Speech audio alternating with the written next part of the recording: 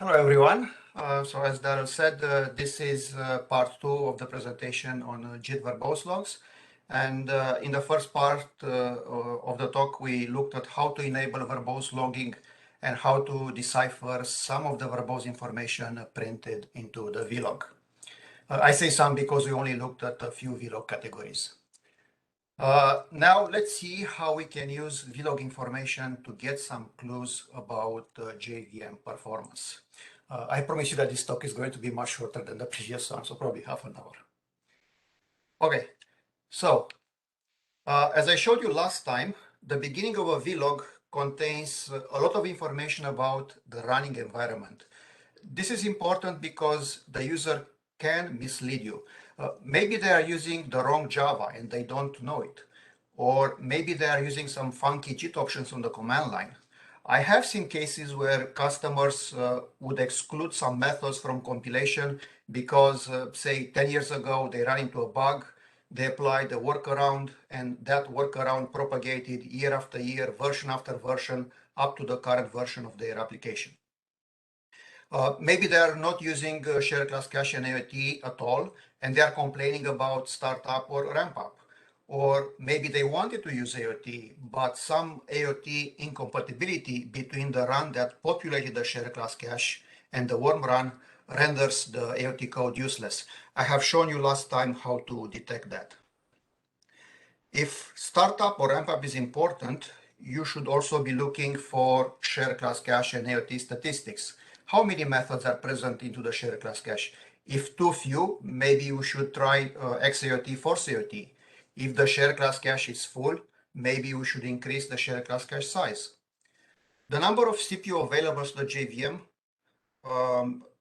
can also be important. So if the customer is using a single CPU or single core, then you should pay attention to the compilation overhead, especially for short-running applications. On the other hand, if the customer is running on a large SMP machine, maybe you should watch for synchronization overhead. In this case, of course, a native profiling tool would be very useful. The lack of physical memory can cause unexpected performance problems, so definitely make sure that the JVM doesn't run into this issue. By the way, some of the information available in the vlog, like options and the amount of memory and CPU and so on, can also be obtained from a Java core, but it's convenient to have all the information in one place. Otherwise, you'd also need to make sure that the vlog and the Java core come from the same JVM. Compilation failures can affect performance greatly, so you should always keep an eye on them. This information can be obtained with verbose equal compile performance or verbose equal failures, or even with a simple verbose option. However, not all failures are equally important. If you see a couple of hundreds of AOT load failures, you shouldn't worry too much because an AOT load failure is retried as a JIT compilation. So you may see a slight increase in compilation overhead and perhaps a slightly slower startup time, but no more than that. We plan to reduce the number of AOT load failures in the future, but not in the near future. A few failures with a reason of compilation interrupted, CH table failure, or scratch space limit exceeded are most of the time benign. We've touched on some of these last time. For instance, compilation interrupted failures are due to garbage collector wanting to unload classes when a compilation is in progress. The compilation is interrupted, that is aborted, but it's going to be immediately retried at the same optimization level. CH table failures can happen when the class hierarchy changes during a compilation and the assumptions that the compiler made are no longer valid at the end of the compilation. Again, the compilation will be retried at the same optimization level. So this cannot cause a big performance problem.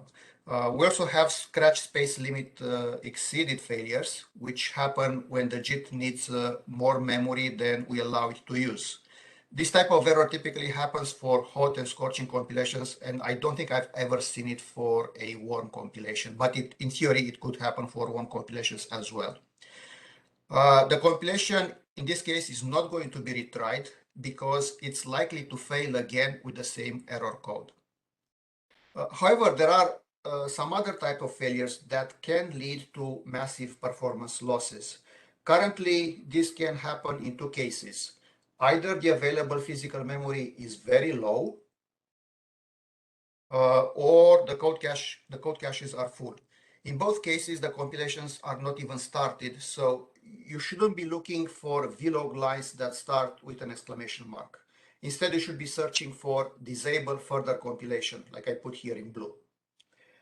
First-time compilations have the potential to produce greater damage to performance because the methods remain interpreted.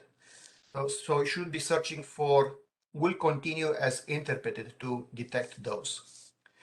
It should be noted that a few special methods never get compiled, so don't fret about them. I put here a few examples. We have Java security access controller do privileged, and this unsafe ensure class initialized. Also, none of the cleanit methods get compiled because they are invoked only once, so it doesn't make sense to compile it and then never use it. Compilations at hot and scorching ob levels can regress performance, but only if the application has a spiky profiles.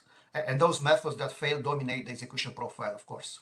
This is more typical for micro benchmarks rather than for real-world applications. So it becomes important to determine the type of the application we are investigating. Is it a flat profile application or a spiky profile? How can we identify those types of applications? Sure, a native profiler is the right tool for this job, but can we have an educated guess without the access to a native profiler like Linux Perf? From my experience, flat profile applications compile many methods, but very few reach hot and scorching level.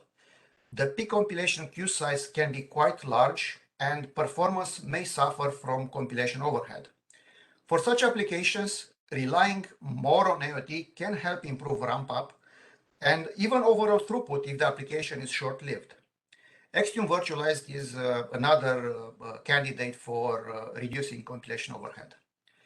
In contrast, spiky profile applications have a greater proportion of hot and scorching compilations, and the peak compilation queue size tends to be quite low. In this case, improving the code quality for a few key methods can yield great results. One option is, to keep in mind is Xtune throughput. So this is a recently introduced option which, under the covers, makes hot and scorching compilations more likely to occur.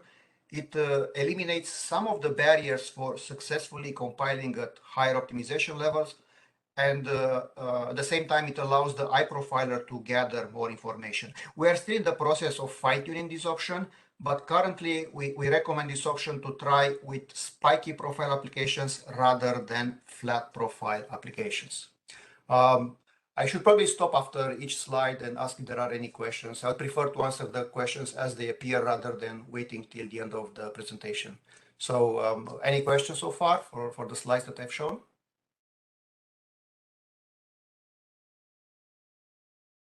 Okay, if not, I'll go on.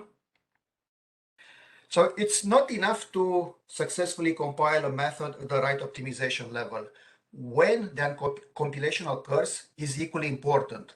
That is, compilations need to be performed in a timely manner. So if you can, gather some information from the user about the measurement phase of the application. Most of the time, the application may have some initialization phase that the user doesn't care from the performance point of view, that is.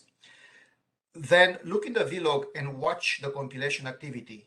Does the JIT compile a lot during the measurement phase? For a spiky profile application, do hot and scorching compilations happen before the measurement part?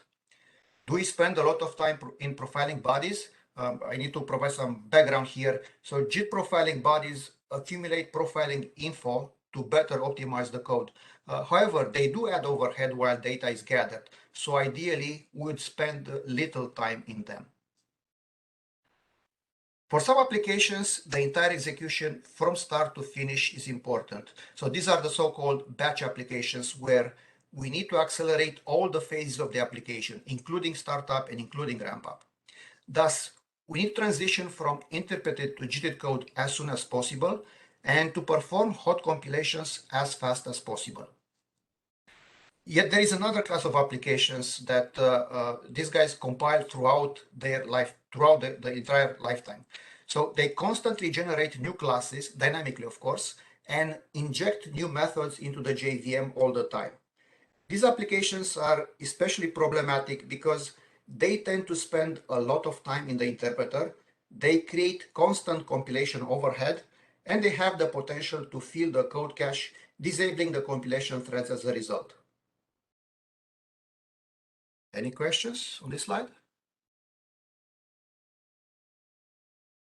Okay, so a question that I hear often is, why hasn't my method reached hot or scorching optimization level? Well, there are several reasons for why that may happen, but it's useful to note that method hotness is determined by the JIT sampling mechanism. The JIT has a dedicated sampling thread that wakes up roughly every 10 milliseconds. And for each application thread that is active, it places a flag saying, please sample yourself. The application threads run until they reach a save point, or the so-called async checkpoint, where garbage collector is allowed to happen. At that time, they inspect the flag, and if instructed, they find the method at the top of the stack and give that method a sample. The idea is that methods with more samples than the rest are more important and will become candidates for upgrades to higher optimization levels. A similar approach is used actually by many Java profilers out there, and it's worth mentioning that the Health Center app that we know and love exploits this mechanism too. It's a well-known fact that this type of profiling is not very accurate, but for the majority of the cases is good enough. For more accuracy, we should definitely use a native profiler like Linux Perf. Coming back to our question, a verbose log with sampling information is quite useful, and I showed you last time how to decode that sampling information. If you see that a method receives no samples whatsoever, it may be because the optimizer has removed all the async checkpoints from it. Async checkpoints add overhead, so the optimizer tries to limit their use. But if it goes overboard and removes all of them, then we cannot upgrade this method further. It's also possible that the sampler determines that the method is worth upgrading, but the upgrade compilation fails. It may be too complex for the optimizer to handle, in which case we could try to use this accept huge methods option, or it may require too much scratch memory. In each case, we increase the memory limit with this option that we see here. Of course, this last bit may not help if you have too little physical memory to start with. Finally, inliner can also play a role in the number of samples a method receives. If method A gets inlined into method B, the samples for A are going to be attributed to B. And the vlog info about inlining could be quite useful there. Any questions for this slide? Marius.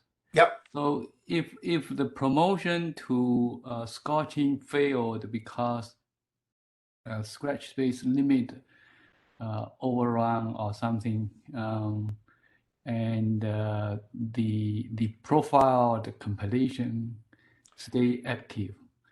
No, we will retry in that case. Sorry to interrupt. So yes, there is a scenario where you have a, let's say, a very hot profiling compilation. Then you have a scorching compilation that fails. Typically, when a recompilation fails, we'll just use the existing body, but we don't want to be running a profiling body forever. So in this case, we'll retry the compilation. I think in this case, we'll retry it at hot, because hot is smaller than scorching. But let's say that we have a profiled hot that goes to very hot, and that very hot fails, then we will retry this compilation at warm. So we'll not retry at an optimization level where it's likely to fail again. Okay. Though in the future we may change that. I think I mentioned last time for hot, let's say we plan to do something like a reduced hot or cheap hot. So even though a compilation may fail like hot, instead of going to warm, we are going to try this cheap hot implementation that we haven't designed yet, but we are planning to. Okay, thanks. Okay, so now, yes, another question? Question. For the previous slide, what's the default limit for the scratch space limit? It's 256 megabyte. However, JSR 292 compilations are allowed to consume up to 1.5 gigabyte. Okay. And there's another exception, because that's what we do. We have many exceptions. If you are using Xtune virtualized, then the limit is reduced drastically to just 16 megabyte. Okay. Okay, so now let's look at some practical examples. I'm going to use information derived from some recent interactions with various customers, but such customers will remain anonymous, and I'm not going to show any method names that could reveal anything about these applications due to confidentiality issues. So the compilation statistics that you'll see here on these slides were computed with some scripts that are available at this repo here. So this is a repo of mine, but it's public. So you can freely go and download the scripts from there and modify them as you can see fit. Again, the logs that I'm going to talk about were obtained with verbose compile performance, nothing else, just compile performance. The intent of these slides is to examine the compilation statistics and infer what could be wrong from the performance point of view and what should we try to improve the performance further. Okay, so let's look at the numbers that you see here. So for this example, we see about 3,000 compilations being performed that take about 41 seconds. 41 seconds, maybe it's not a small number, but we have to compare this to the entire duration of the program, which is 500 seconds. So 41 over 500 is not that much. Also, we see a few hot and scorching compilations here, and the compilation queue size is relatively small. So these signs make me believe that this is a Spiky application. And for Spiky applications, we should probably concentrate or focus mostly on the hot and scorching compilations. And indeed, in this case, we looked at the performance profile, a native profile. In this case, it was Linux, so we used Linux perf. And we determined that most of the time is spent in these hot and scorching compilations. So now, if you want to improve it further, you should probably try to improve the code that is generated for these hot and scorching bodies. There is one additional point that I wanted to make. So my scripts also show you the maximum scratch memory that any compilation has used. And this is 256 in this case. This is the limit that we have. So because at least one compilation reached this limit, it's likely that at least one compilation failed due to reaching the scratch memory limit. And indeed, if you look in the vlog, you'll see that there is one compilation that failed. My scripts also show you the compilation failures, but in this case, unfortunately, there will be no failures appearing due to a bug in how the verbose log information is printed in the vlog. So to give you some background, a while or a long time ago, we printed vlog information with a \n at the beginning of the line. But a couple of months, maybe more than that, back, we changed that so that lines are ending with the \n. So we moved the \n from the beginning of the line to the end of the line. However, one line was missed. And now we have some lines that are having a \n at the beginning, some that have the end. And two lines appear concatenated, and the scripts cannot determine that there is actually a failure there. But because when we detect a failure, we expect to have an exclamation mark at the beginning of a line. This exclamation mark now appears in the middle of the line, and we don't, or the scripts don't realize that. This bug has been fixed, so if you are using recent drivers, you shouldn't see this, and everything should be fine. Okay, any questions before moving to another application? Sorry, I got Marius this Joanne. I'm a little confused at that at the top there where you have 41 divided by 501 seconds. Where are you getting that from? So the 41 is just compute the elapsed time for each compilation. So I guess that's clear, right? That's 41 seconds there, right? 41.2 Yes, seconds. 41. So this is milliseconds, so it's 41 seconds. Yes. Okay. Okay, so are you questioning the 501? So Yeah, this the is again 501. for 501. So I'm looking for the last timestamp that Oh, I appears see. in the verbose log, and that is the duration of. So that's the duration of the last compile Yes. since the beginning of the JVM. Not necessarily the last compile, because we have additional information that have timestamps, even though there is no compilation being performed. It's the last timestamp. It could be most of the time, yes, it belongs to a compilation that starts, but other lines that are not related to compilation starts or ends could have a timestamp in there, and we can collect the timestamp from that as well. So if I could summarize, the effective metric that you're computing here is the percentage overhead of compilation relative to the entire run. Exactly. Okay, Yeah. got it. Thanks. All right, so moving now to another example. So this is probably the opposite. So looking at the number of compilations, 84,000 compilations, that's huge. Probably I haven't seen such a big number anywhere. The total time spent in compilation is 200 seconds, but this application lasts only 100 seconds. So we spend more time compiling than the entire lifespan of the application. And this can happen because we compile on multiple threads and the application has several CPU to its disposal. But this, the first thing that comes to mind here is that compilation overhead must have a bearing on the performance of this application. And there are other signs as well, that is the flat profile. So not just the number of compilations, but the compilation queue size is also large. And we only have 3 hot compilations. So this is most likely a flat profile application. What can we do to improve this?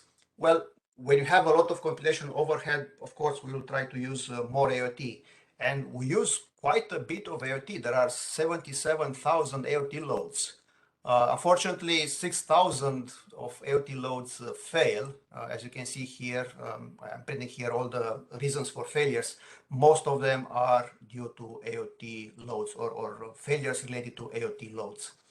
Ideally, we'll try to minimize these AOT load failures. At the moment, we don't have the mechanisms to do so, but yeah, that's on our radar, that we need to minimize the number of AOT load failures.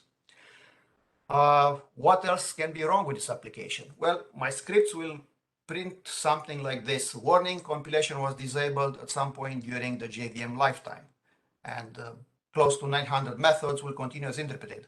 And if you look in the vlog, at some point you'll see a line. I told you to search for this disable further compilation. If you search for that, you'll see a line saying that JIT caches are full and disable further compilation. So basically, after 81 seconds, no compilation will take place. There is another line that says that at the time 54.7, JIT entered high code cache occupancy state. So this is a mechanism that tries to deal with the situation where classes are loaded and unloaded all the time. Therefore, new methods are injected into the JVM all the time. When the code cache reaches 75% occupancy, we will increase the initial invocation count for methods in order to make compilation more conservative and delay the moment when the code caches become full. The idea is that we want to give the GC a chance to intervene and do class unloading and free some space in the code cache for the new methods. In this case, unfortunately, the application doesn't do class unloading. So even though we compile less aggressively, we still fill the code caches. So one idea to try to improve the performance of this application would be to increase the size of the code cache. Any questions for this one? The total time or whatever the component, that's elapsed time or CPU time? It's elapsed time. Elapsed time. Okay. We don't have CPU per compilation. We only collect CPU time per compilation thread, a sum of what was spent by a compilation thread, but not for each compilation. It may be, I'm not entirely sure, but it may be inaccurate if we try to collect CPU consumption with such a low granularity. Yeah, okay. So that 80,000 method make it the JIT cache full, code cache full. So that means what? Every method around 3 kilobyte. More than. Possibly, yeah. Okay. Okay, final example. So here we have 23,000 compilations. So again, it's a large number. We spend 500 milliseconds in compilation, but the application lasts a long time, so 1200 seconds. Also, maximum or peak compilation queue size is 200 entries, not that big. There are plenty of hot and scorching compilations. So this application has the sign of a spiky profile, not a flat one. And I also plotted here the graph with the timeliness of the compilation, because we want to see if the compilations are spread out equally or they are clustered together. And in this case, the compilations are clustered at the beginning, and that's normal. All the applications have a large number of compilations in the beginning, and then we expect the compilation to subside. And that's exactly what is happening here. However, we may have to look into the hot and scorching compilations, because even though there aren't that many compilations, we may have a lot of hot and scorching compilations taking a lot of time. On the next slide, we'll do a deep dive into hot and scorching compilations. So what could be wrong with this application? Well, we can see that some 10 compilations have failed due to heap limit exceeded. So maybe if we increase that limit, we'll make those compilations pass, and then performance could improve. There are also 155 compilations that fail with compilation in force profiling. These are not something to worry about. So what happens is that the optimizer sometimes determines that it may do a better job if it had additional profiling information. So on the fly, it tries to switch from a hot compilation to a profile hot compilation. But sometimes it determines that that cannot be done safely. And therefore, it aborts this compilation with such an error code, and it retries the compilation, but transforming that compilation into a profiling compilation. So that's the reason you may see this. It's just the optimizer trying to do a better job and creating more profiling compilations. I also have this graph here that shows how the CPU is consumed by this application. In the beginning, yes, there is a lot of CPU being consumed. This is probably due to the compilations taking place. And then from time to time, there are spikes in the CPU utilization. That's the nature of this application, where for a small amount of time, it does something, and then it becomes more or less idle. And we are interested in the behavior in this during these spikes. But as I said, let's now look at the behavior of hot and scorching compilations, because this is a large number of hot and scorching compilations. I haven't seen such a number, such a high number for any other application. So diving deeper into hot and scorching compilations, the thing that struck me is that we have, let's say, 148 profiled hot compilations. These profile compilations will last for a while. They are transient compilations. And when the body has accumulated enough profiling information, it's going to transition to the next optimization level. So a profiled hot compilation should be followed by a very hot compilation that takes advantage of that collected profiling information. However, out of the 148 profiled hot compilations, only 143 have transitioned to the next optimization level. So 5 compilations are still profiling at the end of the run, somewhere there, here. Similarly for scorching, so we have profiled very hot, 33 of them, but only 32 advanced to scorching. So one of them is still collecting profiling information. So I have a script that looks whether or not some methods remain stuck in profiling. They may not necessarily be stuck in profiling, but it may take a very long time for them to accumulate the desired level of profiling information. And in this case, I computed that methods spend on average 98 seconds in profiling mode, and that's a very large number. So typically you should see 1 or 2 seconds in profiling and then switching to the next optimization level. So here we definitely spend a lot of time profiling. As I mentioned, if the method is running in profiling mode, then there is additional overhead and performance can suffer. In this case, I was lucky that the customer was able to give me performance information, and I was able to align that information with the activity from the vlog. So I have here a graph that shows only hot and scorching compilations, and I put arrows when the performance drops or improves. And the claim from the customer was that the performance is all over the place and it's not even, and he didn't like that. So in the beginning, we see a lot of hot and scorching compilation taking place, but after this hump of compilations finishes, the performance improves, and that's expected.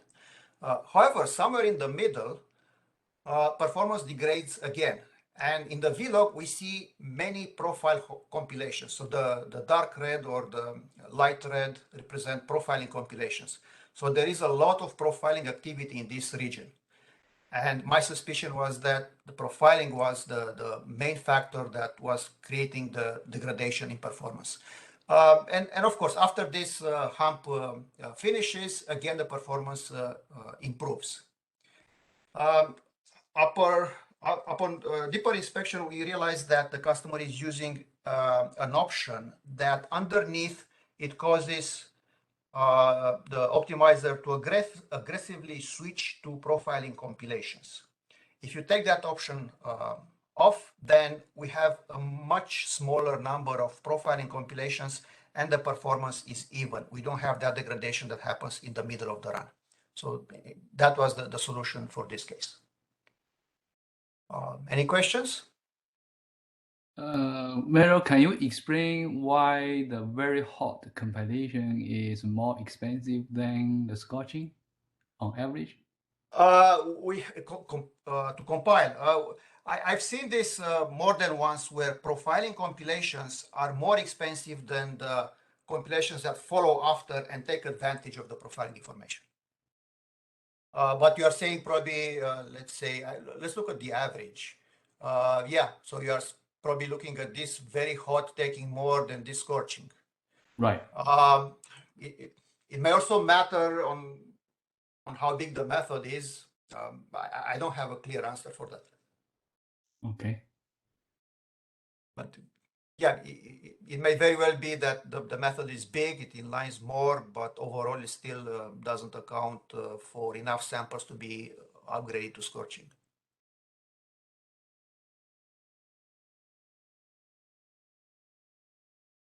Yeah, so look at the overhead of this profile hot and very hot.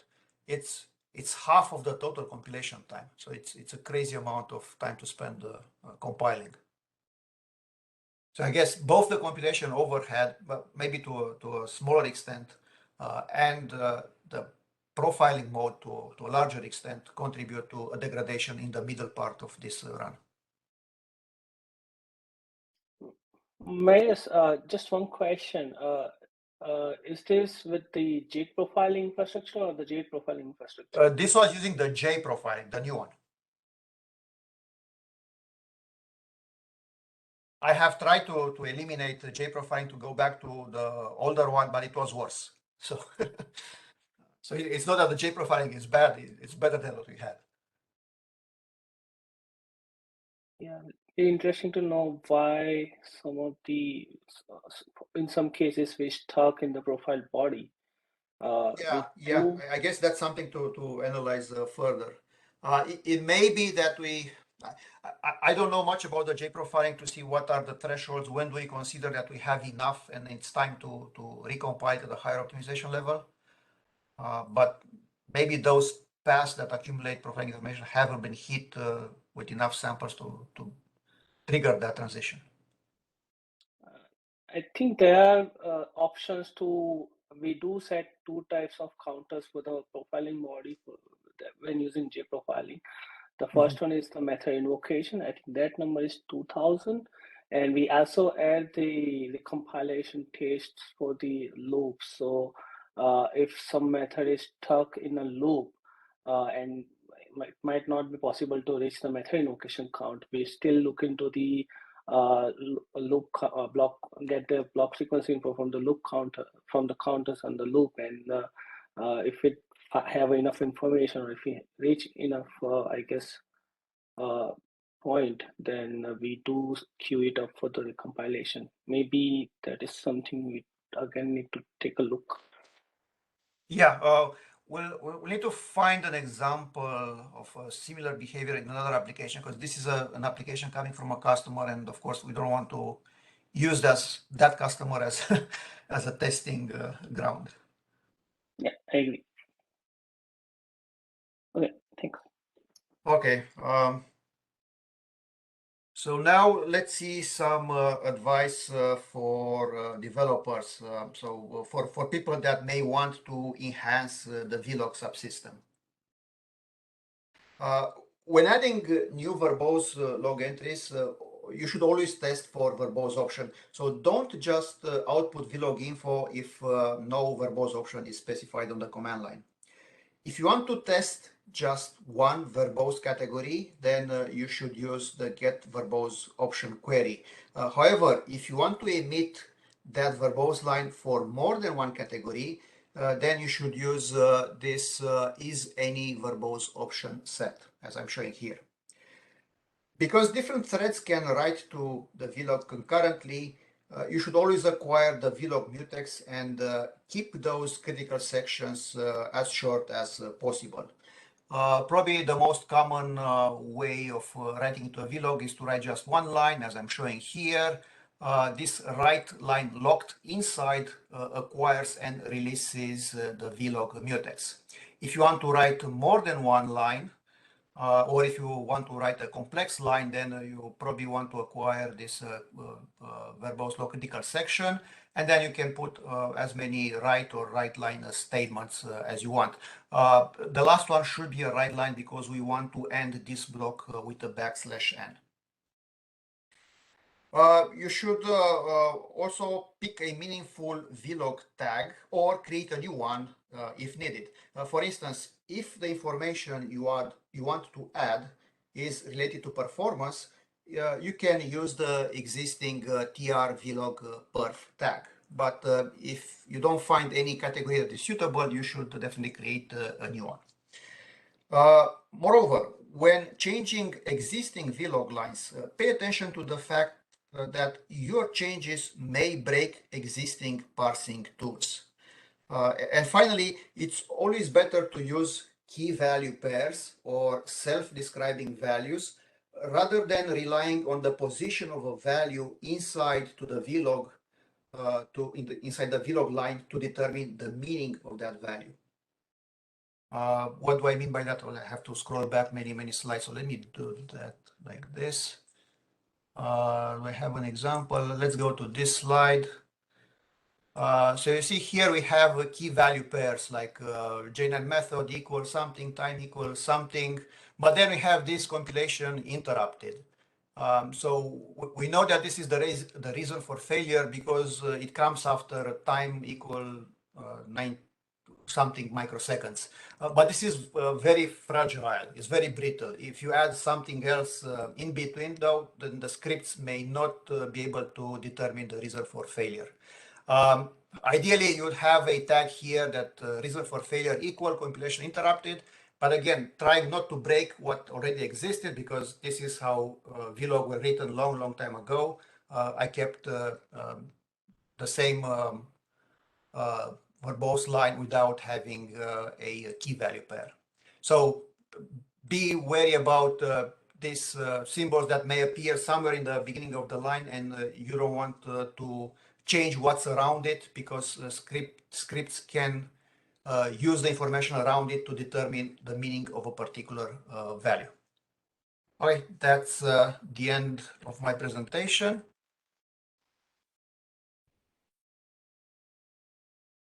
And if you have additional questions, maybe I should stay here because that one doesn't have anything useful.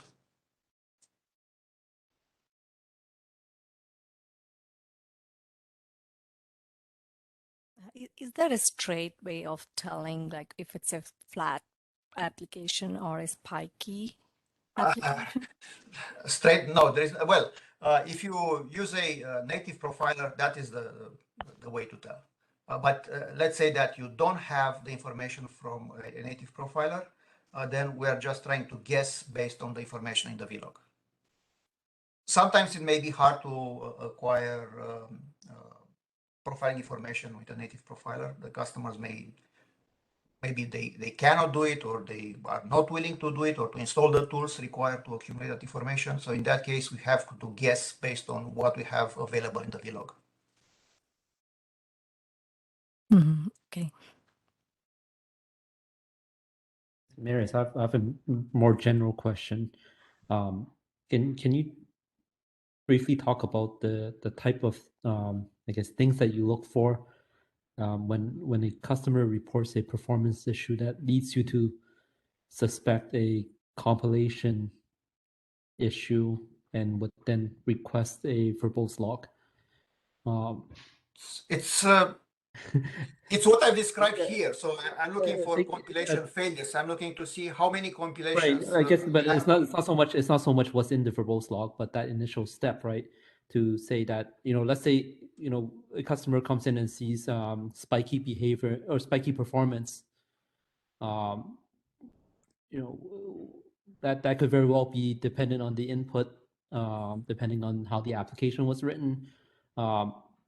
I guess, what are the telltale signs that would lead us to suggest we should take a look, or we should collect the verbose log and take a look at the compilation stats? I would say that vlog is the first line of defense in this case. Well, you are saying the structure of the application. Probably that's the last thing that the customer is willing to disclose, what the application does, or I don't know. Maybe they're sensitive about that.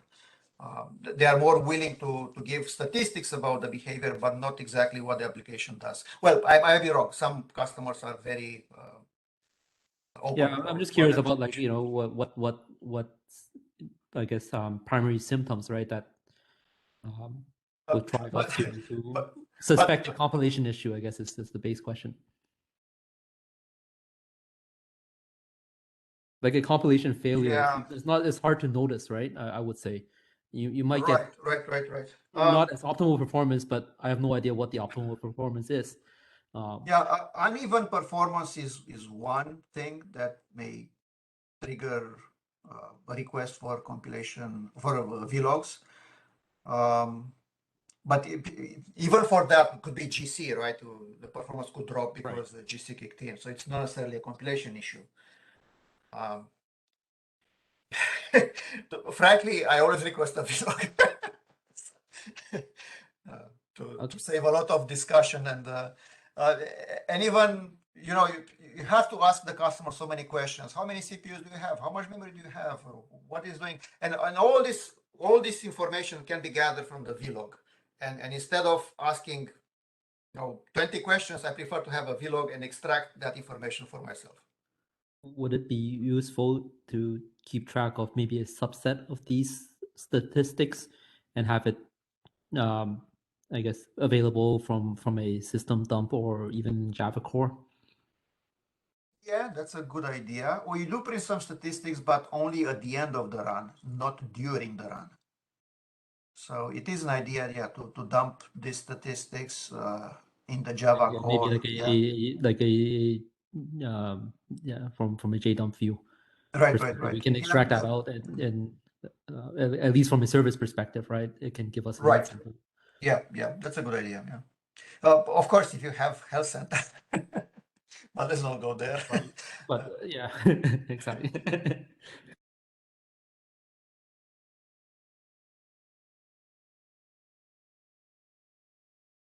Yeah, so I'll take that as a possible to do with dumping compilation statistics in a Java core.